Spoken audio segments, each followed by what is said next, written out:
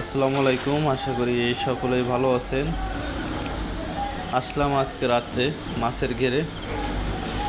মাছের গ্রোথ কেমন সেটা দেখার জন্য জাকি জাল ফালানো হলো।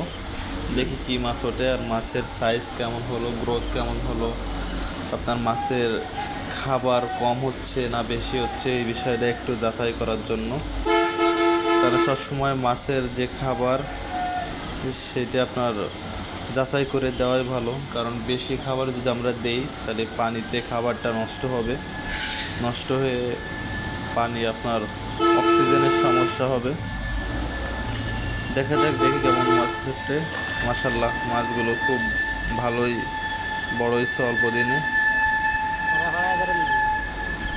মাশাল্লাহ, মাছের এখন অনেক খাবার প্রয়োজন, কারণ ঘেরে আমাদের উন্মুক্ত যে খাবারগুলো হয় ওইগুলো কমে গেছে। এখন আপনার সব ফিড যে খাবারগুলো সেই খাবারগুলোই দিতে হবে। ধন্যবাদ সবাইকে ভিডিওটা দেখার জন্য। 5টা 7টা